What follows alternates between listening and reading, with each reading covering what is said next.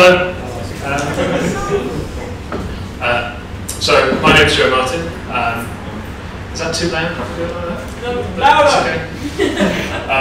Just so you know, I've lost all my presentation notes, kind of, so we're kind of winging this a little. So that will explain all the rambling that comes up in this. But I'm here to talk about what I call the deleted scenes of gaming. And in that I'm going to touch on Disney doing Deus Ex, obviously. Start by defining what I think the deleted scenes are. And what I mean by that are literally the parts that are cut out of games as they're made, or in some cases games that don't get made at all. They kind of slip through the cracks, and often gamers don't even see that they exist or know what's happened with them. I actually think this is a really important part of the games industry. It's one that's really sadly overlooked. And I'd go so far as to say that developers and journalists, and to a certain extent gamers, actually have a certain responsibility to take an interest in this stuff and to get involved with it. So that's just a warning that this is going to be a bit of a preachy talk. I'll explain why I think we have that responsibility, and in order to do that, I'm going to go through the story of how I got interested in it myself. And to start with, that means talking about this guy. Does anybody know who this is? Spector. Yay! Someone knows. So for those of you who don't, this is Warren Spector. Warren is kind of a hero of mine, to be honest. And not just because he looks strangely like my dad. Warren Spector is a games designer. He's just finished working with Disney, where he made a game that's called Epic Mickey 2, and is very key to the story. But he's most famous for his work on games like Ultima Underworld and Deus Ex, for which he was lead designer and assorted other roles. I have to backtrack a little. So, quick show of hands, who's played Epic Mickey or Epic Mickey 2? And who's played Deus Ex? That's what I like to see. For those of you who haven't played them, Deus Ex, well, Epic Mickey 2 is a kind of 3D action platformer game set in a fictional version of Disneyland. You play as Mickey Mouse, you have this magic paintbrush, you go around and you can paint the world and you save all the Disney characters. Deus Ex is the exact opposite of both of those, and is a kind of cyberpunk. It's technically called an immersive sim, but it's commonly known as a first-person RPG game where you play a spy who goes off and finds all these conspiracies. Thankfully, it seems like most of you know that because it's known as one of the best games ever made, and it's certainly one of the best games I've ever played. As I say, I'm a big fan of it. I've played it multiple times. I'd be surprised if anyone here could actually tell me anything I don't know about the game. I've played it that much. And that's why I was very nervous when I met Warren Spector to interview him about Epic Mickey 2 a few years ago.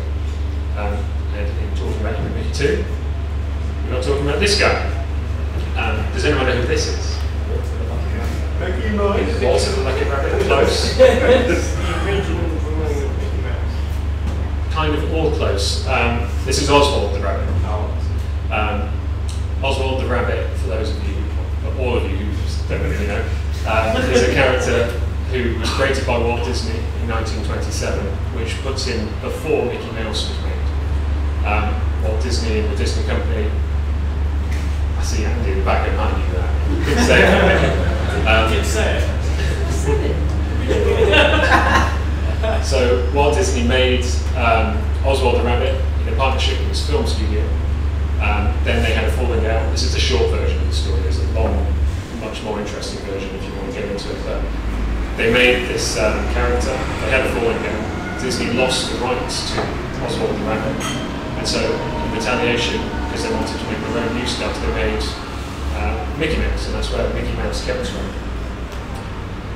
The reason I know all this is because it came up in this interview about Epic Mickey 2, in which Oswald the Rabbit is a major character. If there's one thing that I learned about Warren Spector in that interview, is that he's a massive Disney nerd. Okay, so he's like, as I am to Deus Ex, he is to Disney. And actually one of the main reasons he went to work at Disney is because Disney has these massive kind of underground vaults, he called them. That's how he literally described them to these.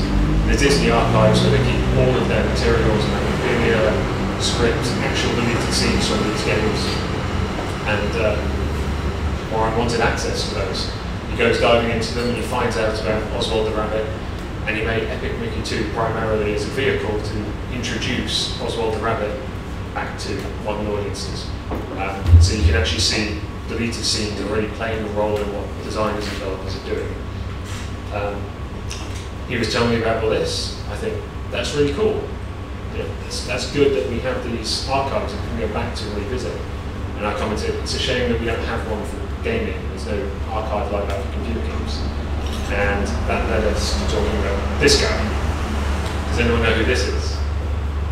No, I didn't think of it. This is Dolph Briscoe, who is he was a rancher in Texas. Then he became governor of Texas. But what's really important for this story is that he has a part of the University of Texas named after him, called the Dolph Briscoe Archive, the Dolph Briscoe Center for American History.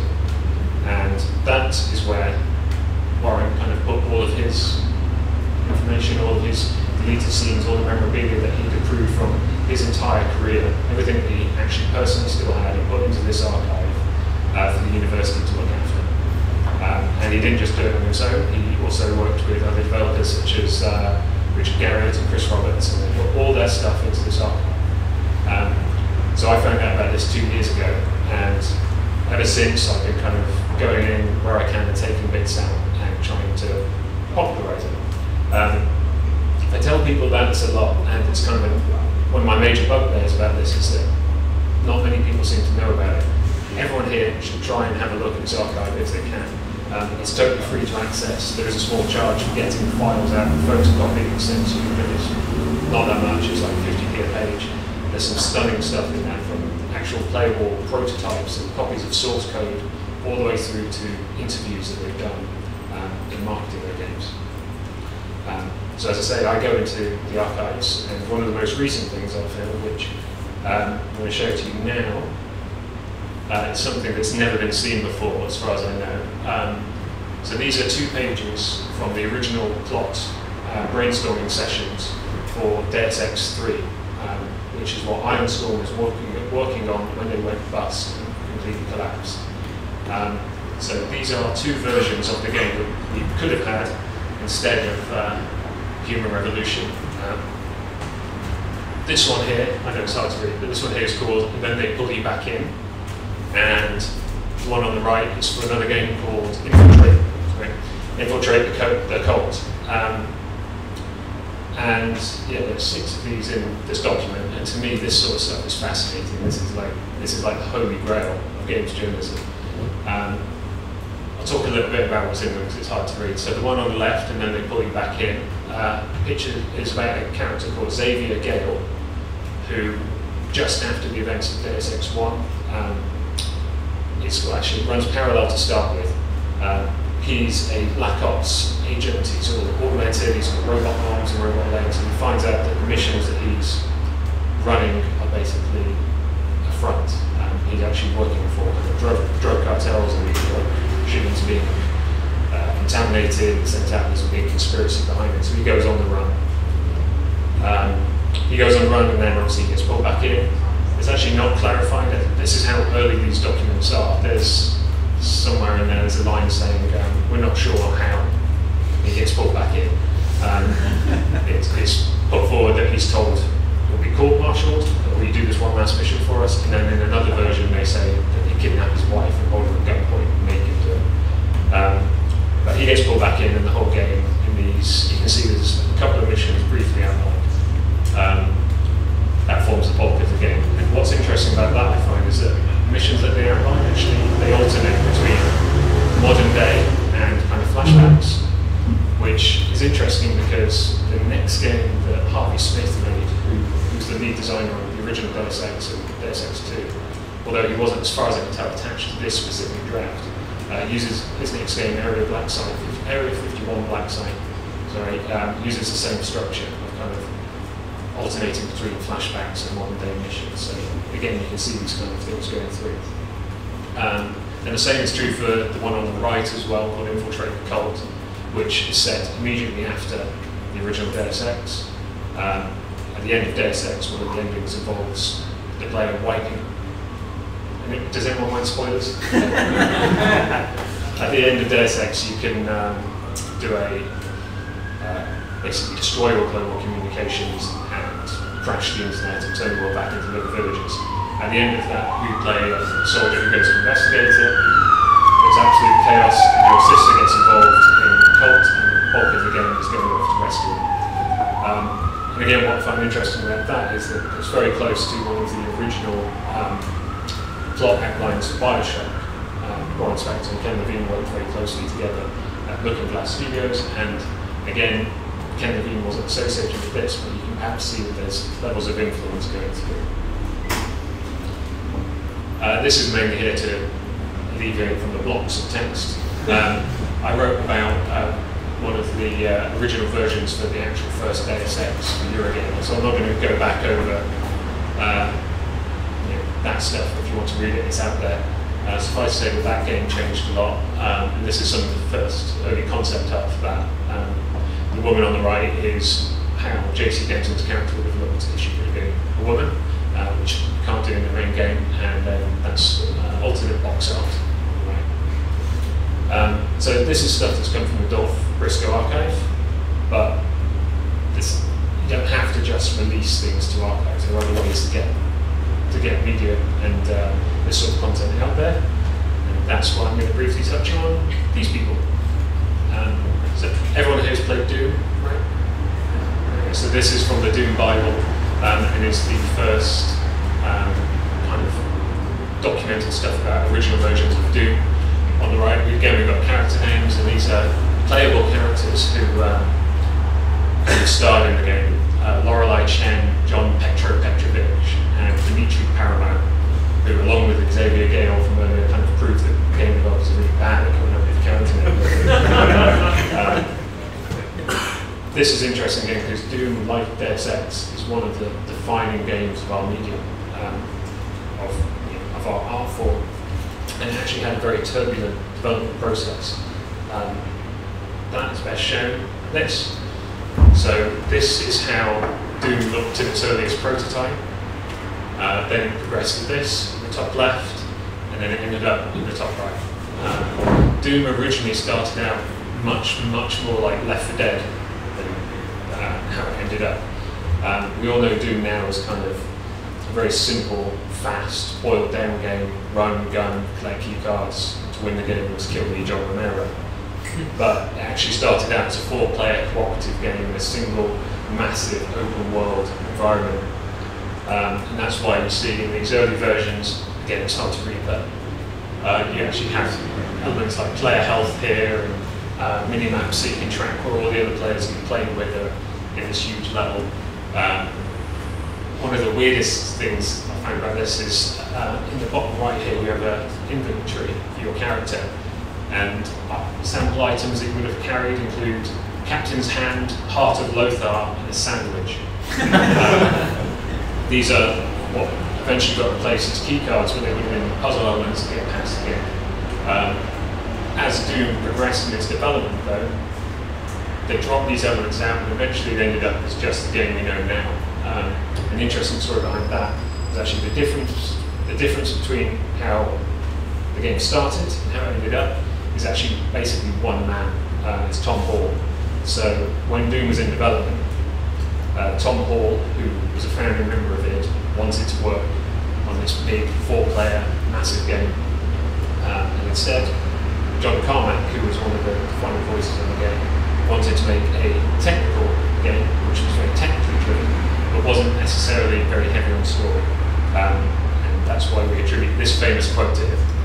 Stories in games are like stories in Bourne films. They're expected to be there, but they're not that important. So he was countering out Tom Hall in one sense, and at the same time John Romero was also countering him out while doing all the level design. This is a quote from John Romero's post-mortem of Doom several years later. He says, Tom made levels that were cement blocks. They might have made sense, but they were no fun, because Tom Hall's vision of the game originally called for kind of very realistic, very recognizable hangar-type levels, actual med bays, actual hospitals, and instead, anyone who's played Doom knows that there's there's magma and toxic waste everywhere, and that stuff doesn't really make any sense, but it makes for a good game. I think that's kind of a really important story for understanding not just Doom, but all the games that those people have gone on to and made since. If you can follow kind of the path through from Doom to Dekentana, for example, there's really interesting kind of progression, and that's key to understanding those games. And that touches very quickly back onto why I think it's important that people take an interest in this stuff. Now leads me back to this guy again, on Spector. You can actually imagine any developer here. Again, Warren's a hero of mine, so I'll put him up. People know Warren now as someone who's kind of the designer of Deus Ex, and I've heard a lot of people say this kind of fallen from grace in a way, and that he's made these very classic games like System Shock and Deus Ex, and he's involved in Thief 3, and then his latest games are like Epic Mickey 2, which aren't necessarily for the same audiences. But beyond those games, he's also actually shaped the careers of some of the most defining voices in the industry, people like Richard Garriott and Chris Roberts and Harvey Smith. For those of you who aren't like up on game developers, those are games like Dishonored and Ultima, Star Citizen. He worked a lot with Doug Church, who was kind of one of the main voices behind the development of Half-Life as well. And he's also been a lecturer. His work at the University of Texas kind of possibly inspired the next generation of developers who are coming up now. And again, what he said at Gamescom certainly inspired me and changed how I approach my work. So he's very important. But one day, Warren Spector will go from this to this. For those of you who can't make it out, this is a picture of Walt Disney's grave. One day, all of these developers who have a really big impact on the games we're making now won't be here anymore. And if we don't preserve and make an effort to understand these stories that they're driving through now, that's going to seriously hamper the way that we make games in the future. It could be kind of one of the great tragedies of game development. It's going to grossly shape the future of the industry. And that's why I say we have a responsibility to take an interest in this stuff. If you're a developer, I know there are a few here, then I'd say release this stuff. This can be part of your unique hook for a game, is to be very open about its development, for example. And if you're a journalist, some of the best scoops I've ever seen in games journalism in 10 years of doing this is by going through and looking and investigating these sorts of stories before they're lost forever. And that's my talk.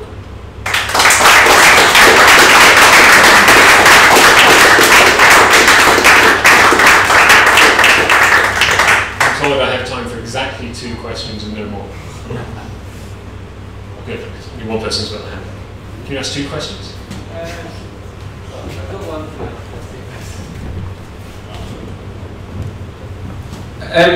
I was kind of thinking there's a lot of scope for mods and people digging through the source code to find parts of games that were kind of maybe not finished and sort of then taken out at the last minute. And there's a lot of, like, I remember particularly playing Baldur's Gate 1 and 2, they had a lot of quests that, for example, got cut out, and a lot of people spent a lot of time going through and making mods that would fill in the gaps, and in more extreme examples, say KOTOR, Knights of the Old Republic 2, which was basically half finished, and people have gone to vast amounts of effort to finish it as best they can.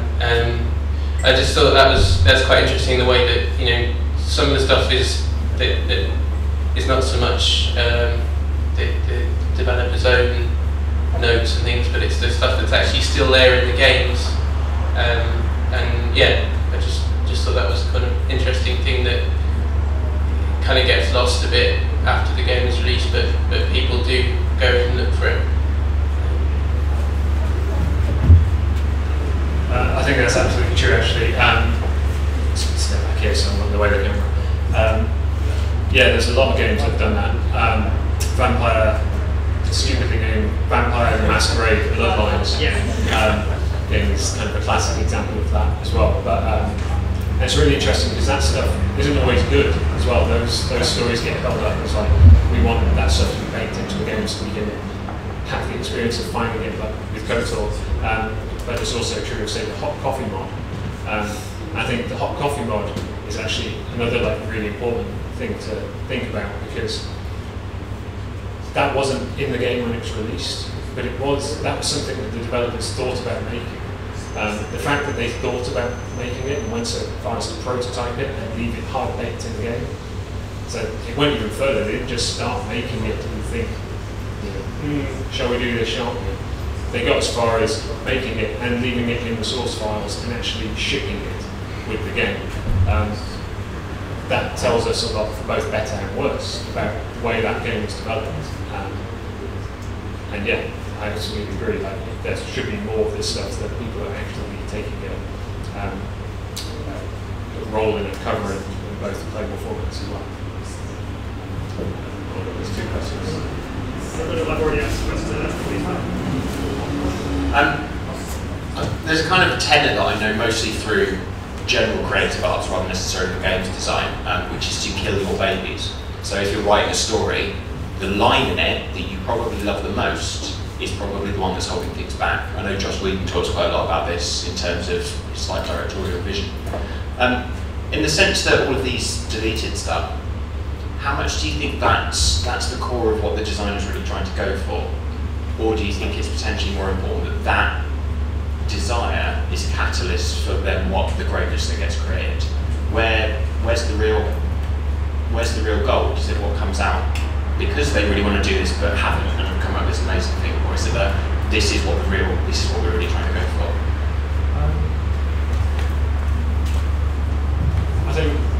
I think there's a few things to come off the back of that. One is that there's I don't really believe in an idea of a platonic game. Platonic's the right term. There's no like perfect game. There's no perfect manifestation of the vision that the original kind of writer or designer or creative director had.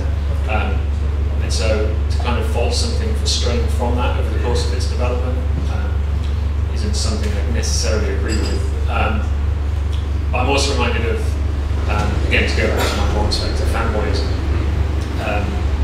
one of the things that if you ask Warren about kind of developing these games, and certainly actually any of the people that we've worked with in the past, they really kind of push back against this idea of there's one person for the vision, or there's one person who is like the driving force behind the game. They very much feel it's a team effort, and that's a really good thing.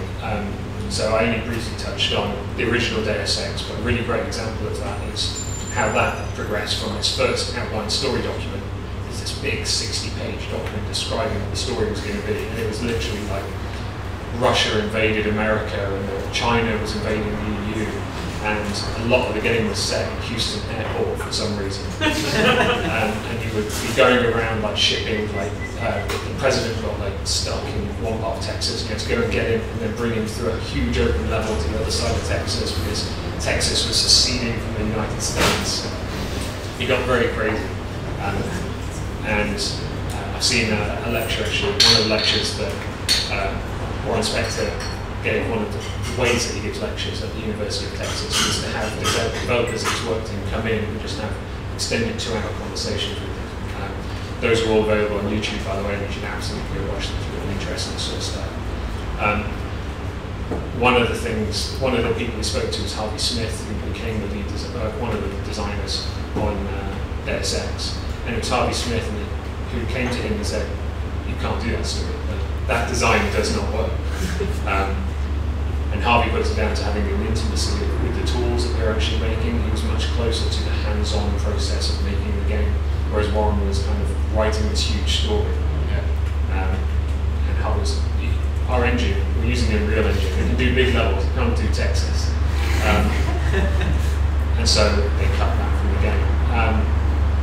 And then, again, like there's elements there, just going slightly back to what I was talking about, things being lost. I remember one of the things that they also bring up in that talk is one level that was going to make it through to the original version of Deus Ex was there's a moon-based level, and there was a level set in the White House. Both of those got cut. And I tried to find those. Well, the moon-based level mostly got cut. It was then recycled. They changed the textures a little bit to make it look like a desert instead of the moon, and that became the Area 51 level. And the White House level was completely cut from the game. And now nobody knows where those files are.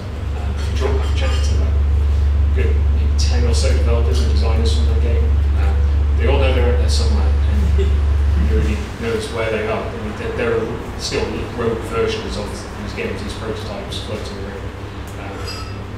But that's getting off tangent because I'm a Deus Ex fan. No more questions? Wait, no. Thank you.